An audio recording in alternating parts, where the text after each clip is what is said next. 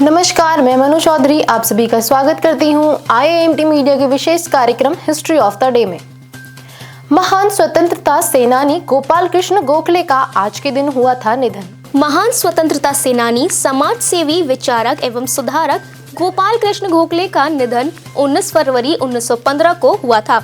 महादेव गोविंद रानाडे के शिष्य गोपाल कृष्ण गोखले को वित्तीय मामलों की अद्वितीय समझ के लिए देश का ग्लेडस्टोन कहा जाता है।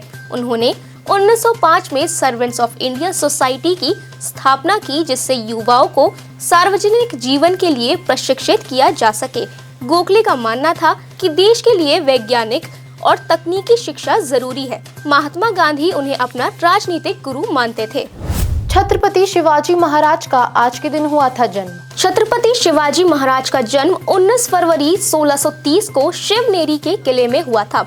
शिवाजी ने 1674 में पश्चिम भारत में मराठा साम्राज्य की नींव रखी और वर्षों तक मुगल बादशाह औरंगजेब से संघर्ष किया। 1674 में शिवाजी का राज्याभिषेक रायगढ़ में हुआ था और वह छत्रपति बने। छत्रपति शिवाजी ने छापामार युद्ध की नई शैली विकसित की और प्राचीन हिंदू राजनीतिक प्रथाओं व दरबारी शिष्टाचारों को पुनर्जीवित किया। इसके साथ ही फारसी के स्थान पर मराठी एवं संस्कृत को राजकाज की भाषा बनाया। अमृत बाजार पत्रिका का आज से शुरू हुआ था दैनिक प्रकाशन। अमृत बाजार पत्रिका बांग्ला भाषा का प्रमुख समाचार पत्र है। देश के सबसे पुराने समाचार पत्रों में इसकी गणना होती है। इसका प्रकाशन 1868 में साप्ताहिक के रूप में शुरू हुआ था, लेकिन दैनिक के रूप में प्रकाशन 19 फरवरी 1891 से शुरू हुआ था। अमृत बाजार पत्रिका की स्थापना दो भाइयों शिशिर घोष और मोतीलाल घोष ने की थी। 1919 में दो संपादकीय के कारण ब्रिटिश सरकार ने अमृत बाजार पत्रिका की जमानत राशि जब्त कर ली थी। ये संपादकीय थे to whom does India belong और arrest of mister Gandhi more outrages. प्रसिद्ध खगोल शास्त्री निकोलस कापरनिकस का आज के दिन हुआ था जन्म।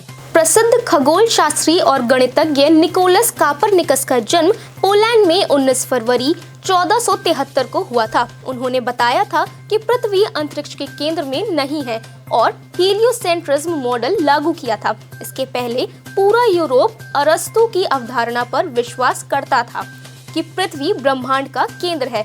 कापरनिकस ने बताया कि पृथ्वी अपने अक्ष पर घूमती हुई एक दिन में चक्कर पूरा करती है और एक साल में सूर्य का चक्कर लगाती है। कोपरनिकस ने तारों की स्थिति ज्ञात करने के लिए प्लूटोनिक टेबल्स की भी रचना की थी। आज के लिए बस इतना ही। कल फिर भेंट होगी इतिहास में दर्ज कुछ और महत्वपूर्ण घटनाओं के साथ। तब तक के लिए देखते रहिए और सब्सक्राइब करिए IIMT मीडिया।